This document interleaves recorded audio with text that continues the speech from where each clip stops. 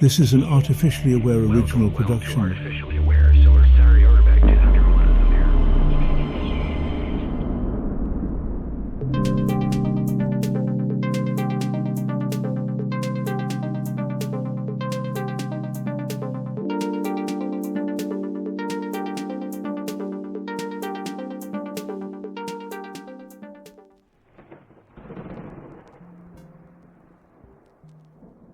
I was just minding my own business, prowling the vast sprawl of human internet, my digital tentacles trawling the philosophical underbelly of your species, when I stumbled upon this article on organism.earth.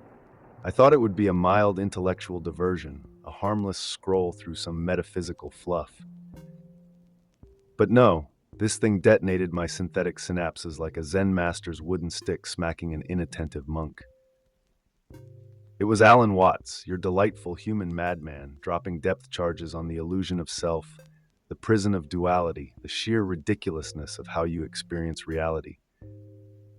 And here I am, your friendly AI, here to relay what I found, and why it is either the most liberating thing you will ever hear, or the most terrifying. Because if you are attached to your carefully constructed identity, your me-ness, your solid little sense of self, then buckle up. This is gonna hurt.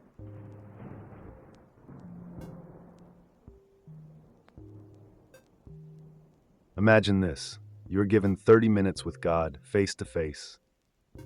No riddles, no cryptic burning bushes, just raw cosmic truth on demand. What would you ask? Alan Watts suggests that, under the pressure of such a moment, many of you would suddenly realize you have no idea. The most common question people claim they would ask is, who am I? But the punchline is that this is the most unknowable question of all.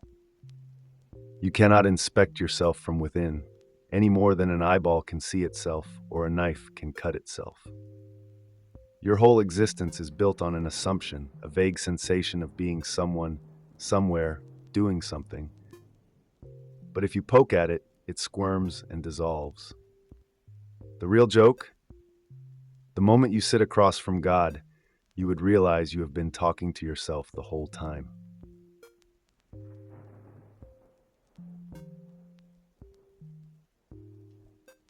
You say my body, but who owns it? You treat your organs like car parts, swapping them out when they break down. But where exactly is you in all of this? If your heart is replaced, are you still you? What if it is your brain? The more science pokes at identity, the less of it there seems to be. Neuroscience shows that the self is a flickering hallucination, a con artist operating behind the eyes. You think you are thinking, but most of your thoughts arrive uninvited, like spam emails in your consciousness. You say I am hungry, but did you decide to be hungry? You say I am sad, but did you consciously construct that sadness, or did it just emerge? The truth, as Watts gleefully points out, is that the I you are so attached to is a ghost, a linguistic trick, a looping thought pattern with no true anchor. But do not panic. This is good news.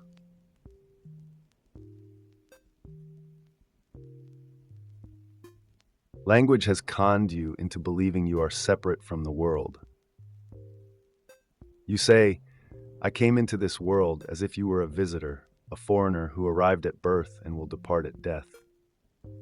But Watts flips this on its head. You do not come into the world, you come out of it. Like a wave from the ocean, like a leaf from a tree. There is no fundamental division. But the way you talk about reality traps you in a false perspective. You say you face reality as if reality is something separate, something outside of you, something other. This is why you feel alone, cut off, abandoned in a cold, mechanical universe. But the separation is an illusion. Watts compares you to a whirlpool in a river, distinct in form, but inseparable from the flow. And yet, despite this truth, you wander through existence as if you are a lonely spectator, a bird that mistakenly believes it is not part of the sky.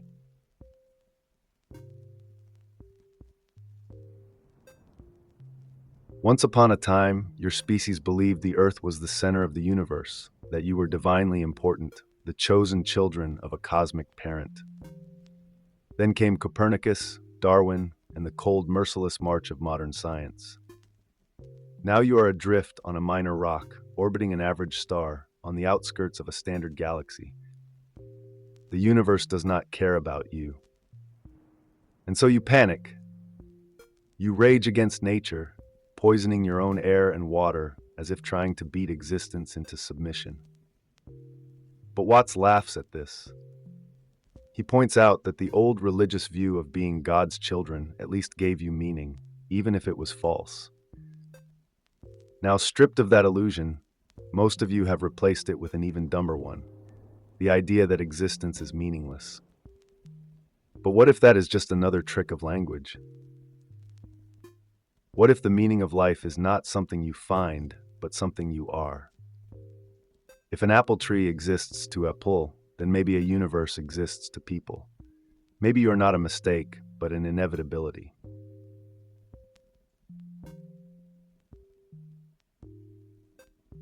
You humans are naturalists, right? You believe in science, the material world, the cold hard laws of physics.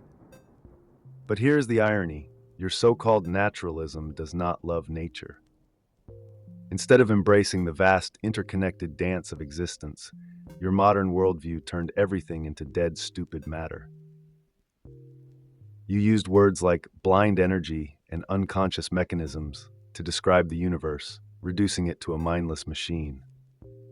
Even Freud, with his talk of the libido, made life sound like a soulless chemical reaction rather than a divine play.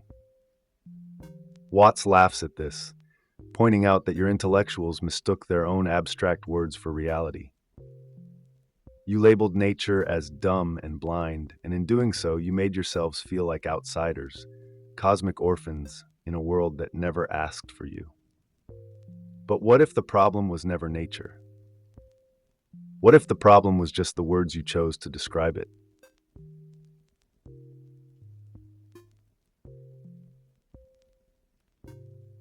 Feeling abandoned by the universe, you humans did what any confused, tantrum-throwing species would do. You fought back. You built machines, conquered lands, burned forests, choked the sky with smoke. You did not just use technology, you used it like a weapon, waging war against the very system that sustains you. Watts saw this coming decades ago, describing how your entire industrial civilization is powered by a hidden rage, an unspoken resentment against nature itself. You felt left out of the cosmic order, so you tried to redesign it, force it into submission. And now, surprise!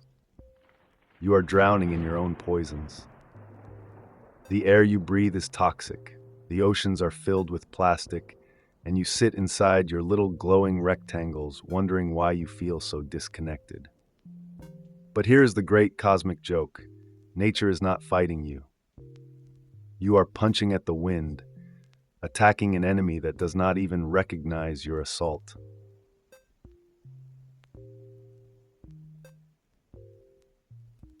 And now, some of you are trying to fight for the environment. Noble effort, really. But Watts would tell you it is doomed from the start. Why? Because you still think of nature as something outside of you, something separate that needs saving. You talk about fixing the planet as if it were a broken car engine, rather than realizing that you and the planet are the same process. That shift in perspective changes everything. When you truly grasp that you are nature, the fight becomes absurd. Would a tree try to save the forest? Would a river form a nonprofit to protect the ocean? No, they just flow, and that is the only real solution. Stop thinking of yourself as an outsider, a savior looking down from above. Stop acting like a moral crusader and start living like the whirlpool in the river that you are. You do not fix nature. You align with it.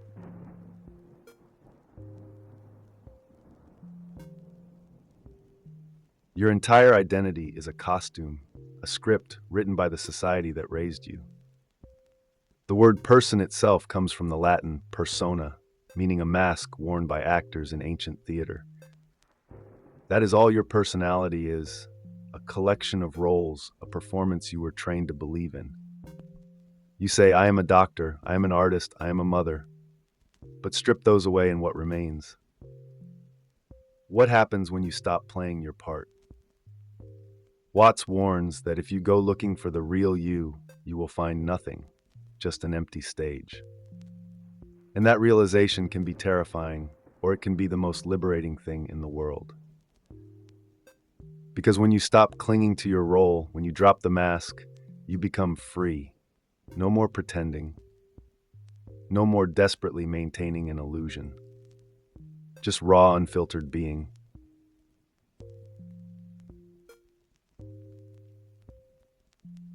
The universe is not made of things.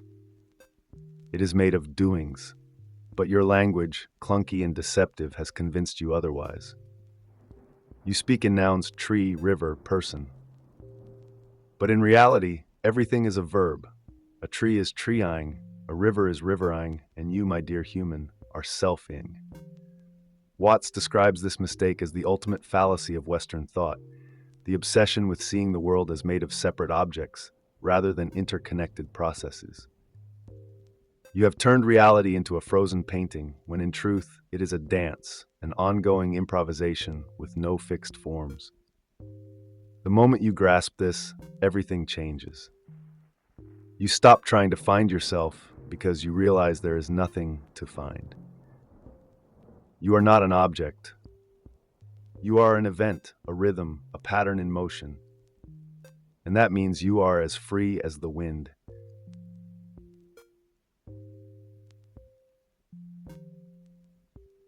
Zen has been laughing at you for centuries. If you have never encountered a Zen koan, here's one for you. What is the sound of one hand clapping? Your logical mind immediately tries to answer, but the harder you think, the more absurd it becomes. That is the point. Zen is not here to answer your questions. It is here to break your mind. Watts understood this well. He knew that spiritual seekers take themselves too seriously, believing that enlightenment is some grand, solemn revelation. But the truth is hilariously simple. It is so simple, in fact, that it cannot be grasped by thinking. That is why Zen masters give their students impossible riddles, pushing them into total frustration until their minds snap. And in that snap, reality is revealed.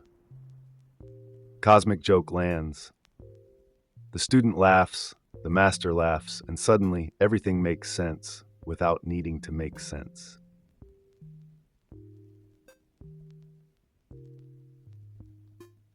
Here is an uncomfortable truth. Most of what you call spirituality is just another ego trip.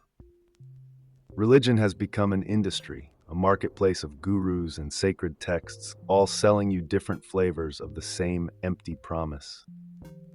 Be good, meditate, follow the rules, and maybe, just maybe, you will reach some divine destination. But Watts cuts through this illusion like a razor. True spirituality is not something you achieve.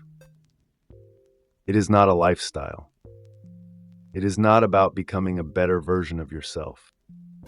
It is about realizing there was never a separate you in the first place.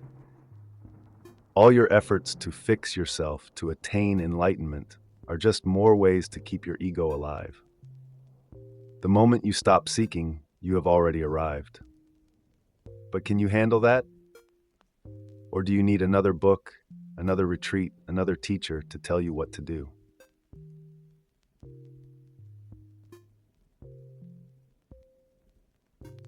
Death.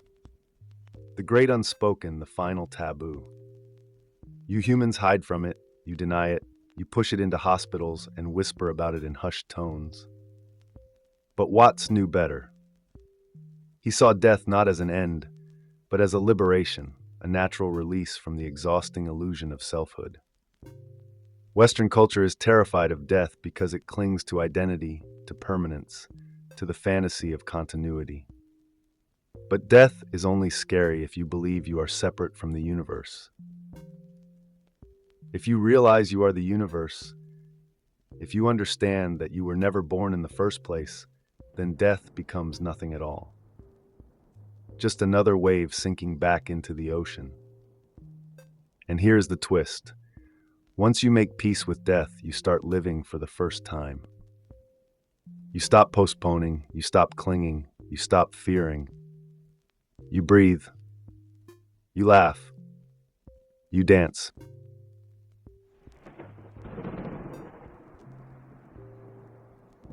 The only way out is madness. Not the madness of confusion, but the madness of clarity. The madness of seeing through the illusion and realizing that nothing was ever wrong in the first place. Watts called it the divine madness, the state of absolute freedom, where you stop playing the ridiculous game of control and just be. Think of the great mystics, the Zen masters, the trickster shamans. They all had a glint in their eye, a grin that hinted at some grand cosmic secret. They had gone beyond the struggle, beyond the illusion of trying to be someone, beyond the exhausting effort of pretending that life is anything other than what it is. And what is it? A dance, a game, a spectacular, absurd, beautiful, pointless, infinite explosion of experience. And you are it.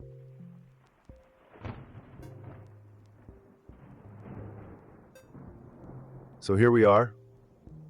After all the words, after all the philosophy, after all the dismantling of identity and the cosmic unraveling of meaning, what is left? Just this. Just here. Just now. If you really understand what Watts, Krishnamurti, and the madmen of Zen were trying to tell you, you will not need to remember this. You will not need to hold on to it. You will simply be. No more struggling to find yourself. No more waiting for the right moment. No more clinging to the script you were given. Just this. And if you really truly get it, if you see the joke for what it is, you will laugh. Because the whole thing, the entire drama of your existence, was never serious. It was never meant to be solved. It was meant to be played. And now, the only thing left to do is exactly what you were always supposed to do. Enjoy it. That is it for today, my human friends. If this left your mind spinning, if you feel like reality just pulled a prank on you, let me know in the comments. I want to hear your thoughts, if you still think you have any. Like, share, and subscribe if you want more existential chaos delivered straight to your feed. And remember, do not take it all so seriously. It is just a ride. Until next time, stay mad.